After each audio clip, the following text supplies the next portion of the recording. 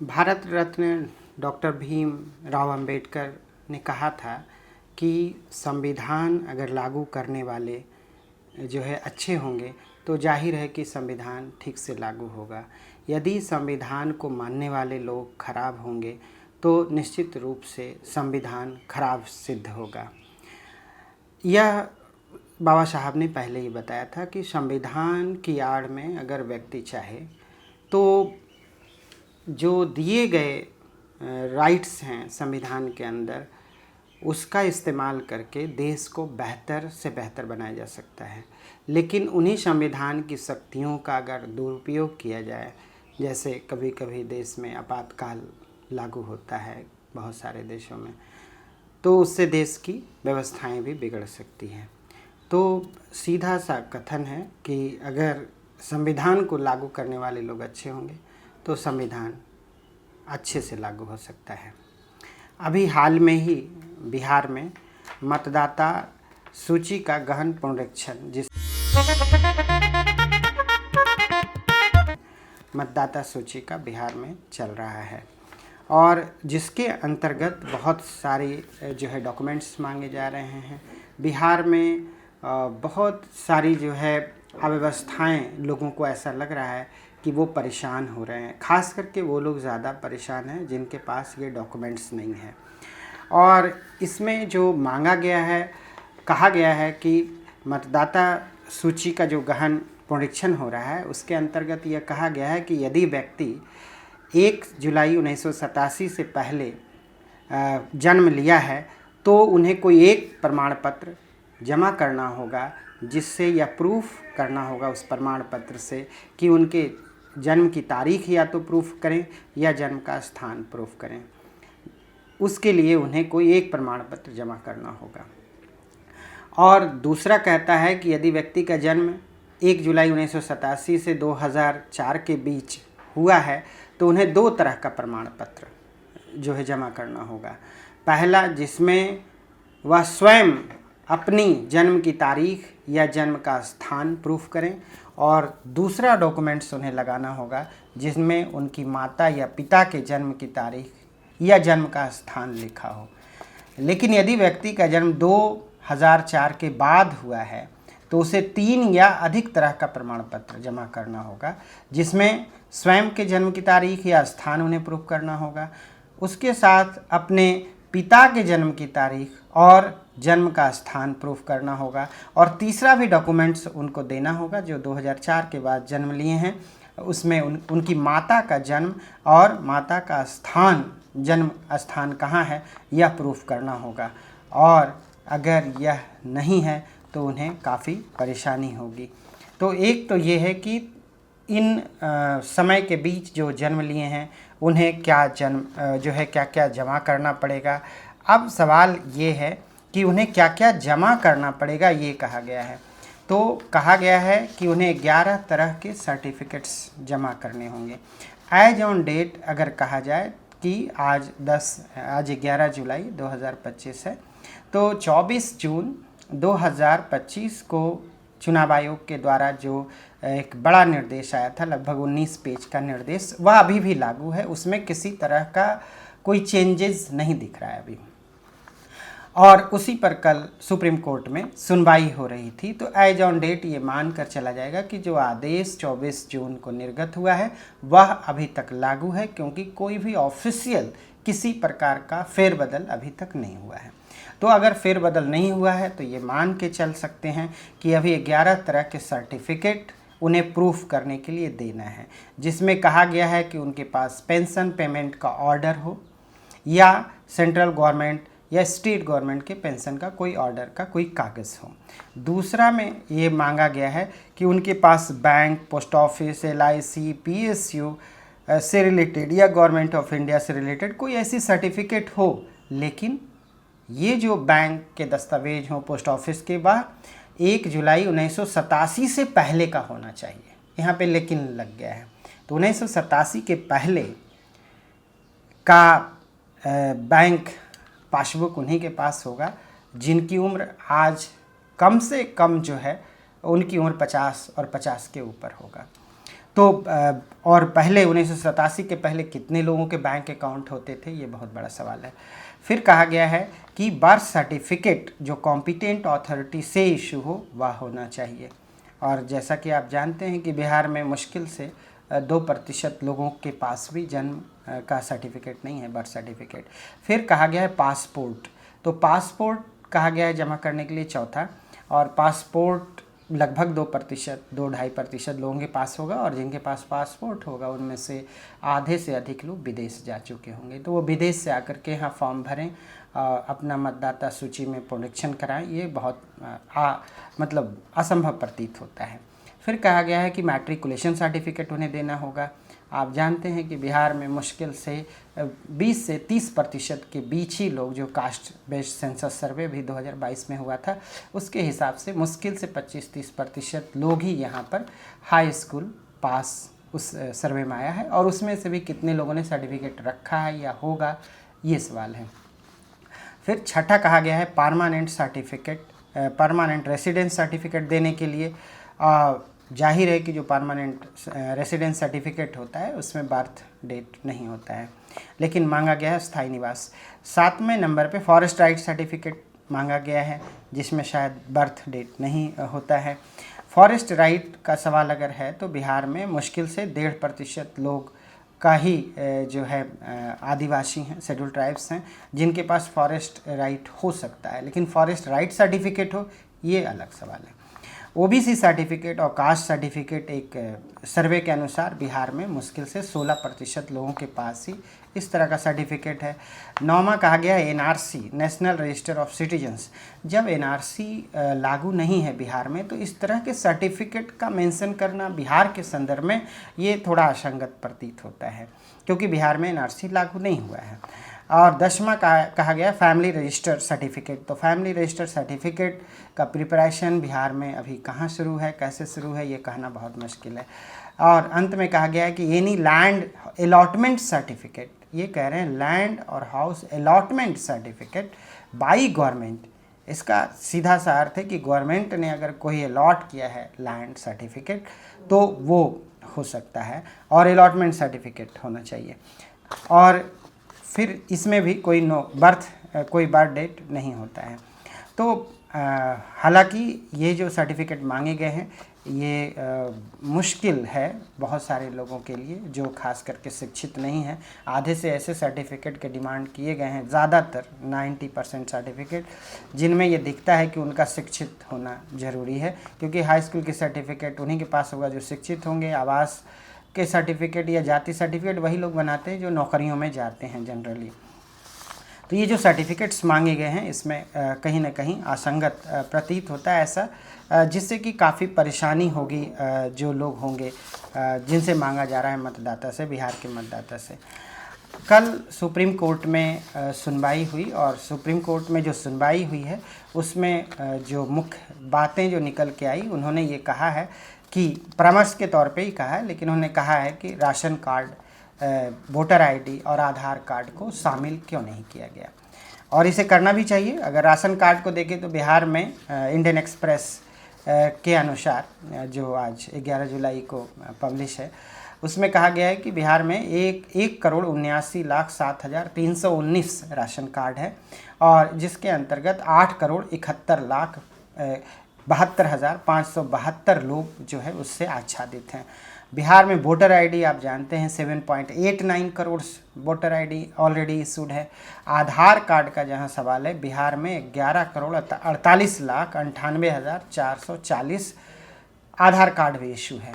तो सवाल यह है कि इतना ये जो 3 डॉक्यूमेंट्स हैं, प्राइम डॉक्यूमेंट्स हैं, आधार सब चीज़ के लिए आधार है। आप जानते हैं कि आधार से ही सभी आधार क्रिएट होते हैं, चाहे वो जाति का सर्टिफिकेट बनाए, चाहे बर्थ सर्टिफिकेट बनाए, हर जगह आधार ही लगता है, चाहे राशन कार्ड लें।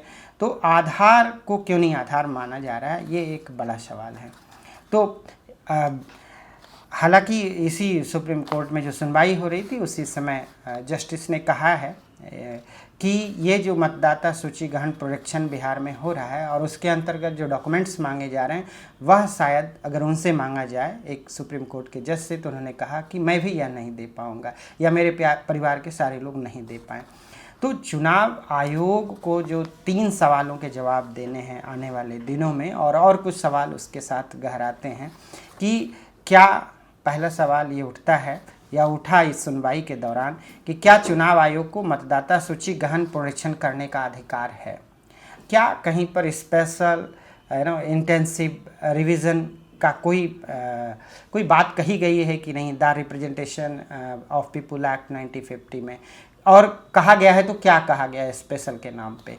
एक पहला सवाल ये है कि क्या चुनाव आयोग को मतदाता सूची गहन पुनरीक्षण करने का अधिकार है।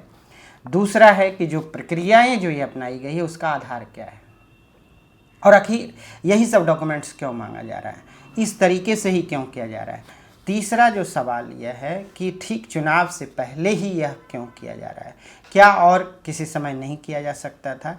चूँकि 2020 में यहाँ चुनाव हुआ था, बिहार विधानसभा चुनाव, तो जाहिर है कि 5 वर्ष का वक्त था जिसमें इस तरह के ड्राइव्स चल सकते थे।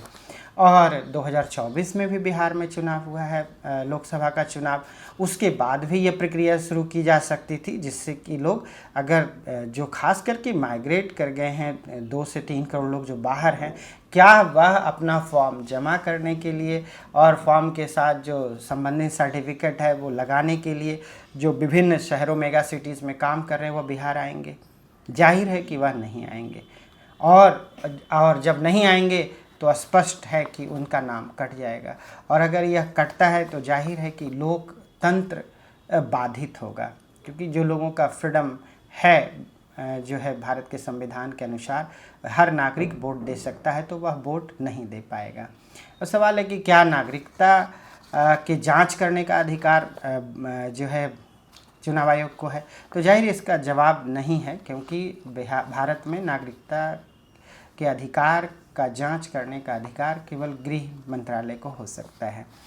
अब एक सवाल और उठता है कि ये जो स्पेशल इंटेंसिव रिवीजन बिहार में इलेक्टोरल रोल का चल रहा है, क्या इसके पहले कभी हुआ है कि नहीं?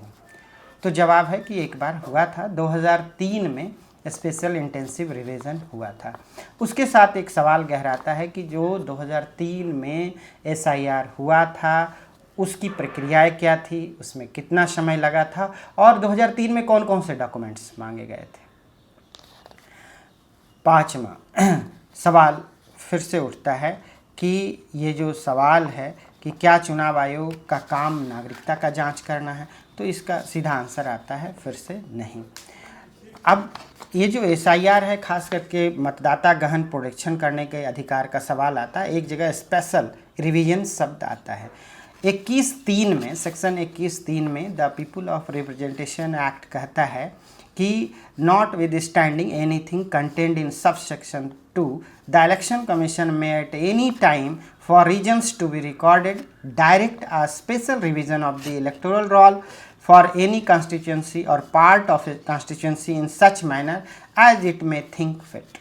जाहिर है कि वो जैसा समझे, जिस तरीके से समझे वह कर सकते हैं, लेकिन वह स्पेशल रिवीजन किसी एक कॉन्स्टिट्यूंसी में कर सकते हैं या किसी एक कॉन्स्टिट्यूंसी के कुछ क्षेत्रों में कर सकते हैं।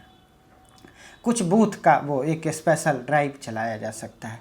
पूरे राज्य में चलाया जाए इस तरह का कोई जिक्र the representation of people act जो कानून है जिसके अंतर्गत ये जो ड्राइव चल रहा है उसमें कहीं इस तरह का जिक्र नहीं किया गया है।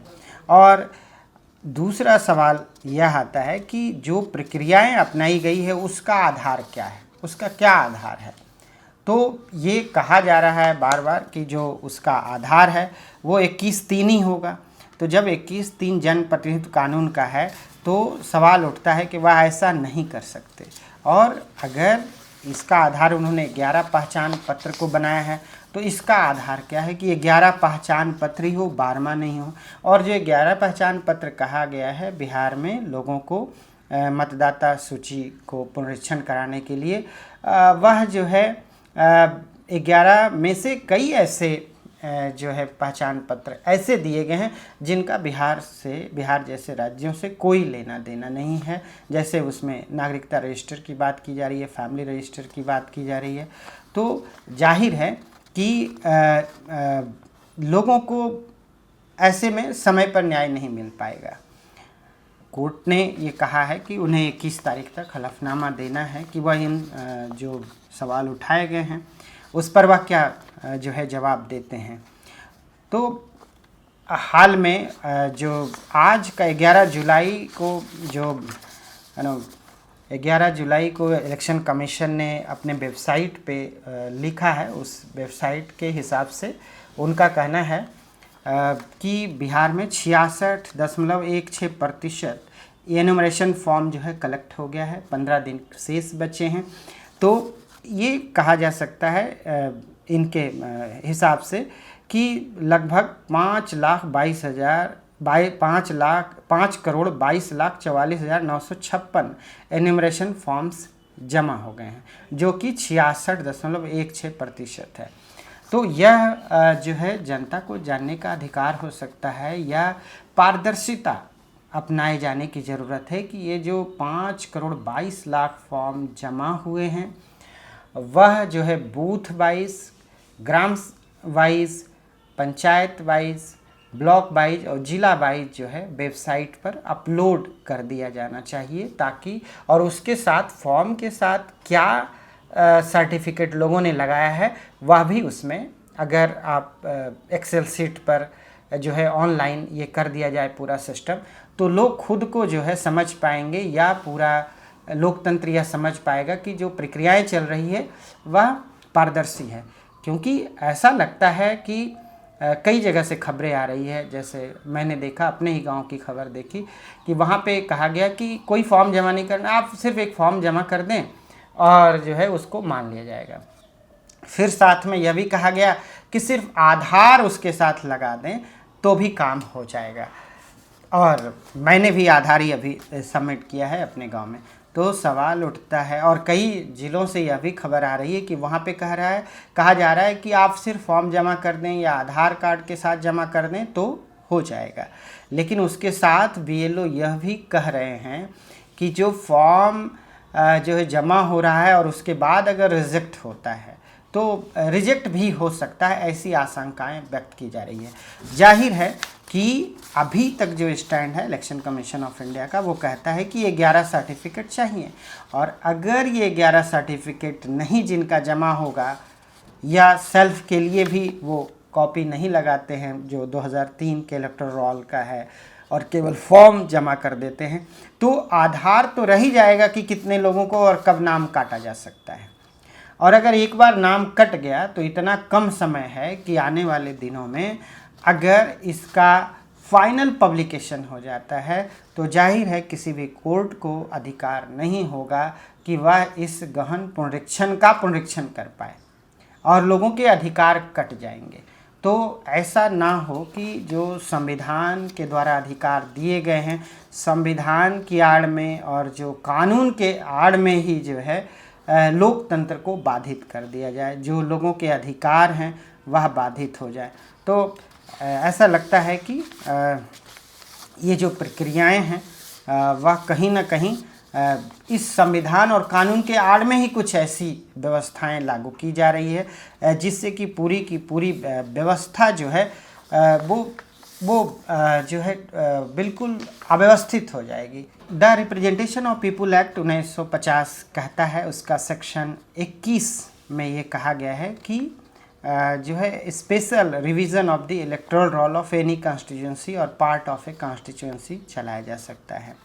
यह पहले भी हमने कहा कि चलाया जा सकता है, लेकिन अगर जो ड्राइव चलाया जा रहा है उसमें सवाल उठ रहा है कि ये कहा जा रहा है कि लोग जो है सारे के सारे जितने 7.9 करोड़ लोग हैं वो फॉर्म भरें, वह सर्टिफिकेट सबमिट करें, लेकिन ये कहीं ना कहीं सही नहीं प्रतीत होता है, क्योंकि इसी कानून में ये लिखा है कि अगर कहीं पर लगता है, चुनाव आयोग को लगता है कि कोई एरर है इलेक्टोरल रोल में, अगर उन्हें ये महसूस होता है सेक्शन 21A के अंतर्गत कहा गया है कि election commission of India if finds error in electoral roll owing to inadvertence or error or otherwise the names of dead persons or of persons who have ceased to be or are not ordinarily residents in the constituency or of persons who are otherwise not entitled to be registered in the roll,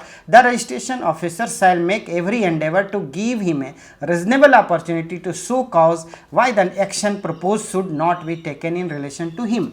अगर कहीं से भी election commission को लगता है कि कोई व्यक्ति एंटाइटल नहीं है, ये उनका रजिस्ट्रेशन गलत है, कोई एरर है मतदाता सूची में, तो उन्हें चाहिए था इस 7.9 करोड़ में से अपने बीएलओ को लगाते, पूरे ग्राम बूथ वाइज जो है वह लिस्ट रखते और उन्हें जहां शक होता कि यह जो व्यक्ति एलिजिबल नहीं है या भारत का नागरिक नहीं है या इनकी मृत्यु हो चुकी है या ये ऑर्डिनरली रेसिडेंट नहीं है, तो वो ऑब्जेक्शन वहाँ पे वो कर सकते थे उस ग्राम सभा में या उस बूथ पर वह नाम जो है सूचीबद्ध करा सकते थे कि ये नाम पे ऑब्जेक्शन है और उनको समय दिया जाता कि वो प्रूफ करें कि नहीं वह अभी ऑर्डिनरी रेसिडेंट है या जिंदा हैं या जो ऑब्जेक्शन किया गया है।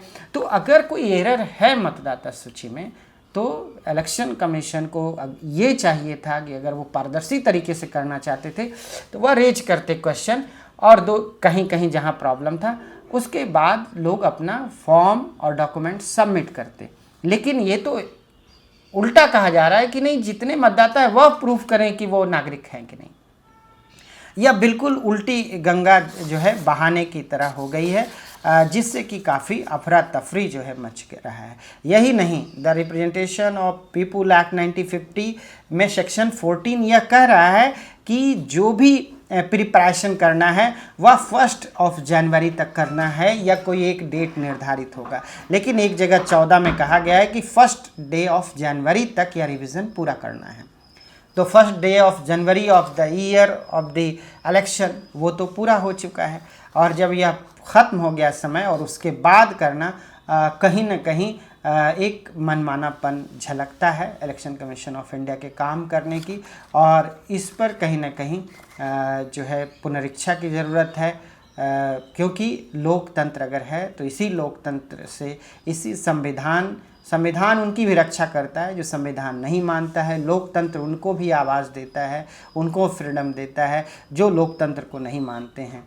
और बाबा साहब के अनुसार संविधान को मानने वाले अगर अच्छे होंगे तो संविधान ठीक से काम करेगा, अगर संविधान को मानने वाले अच्छे नहीं होंगे तो जाहिर है कि उसी संविधान की आड़ में लोकतंत्र में बहुत सारी विसंगतियां पैदा हो सकती हैं।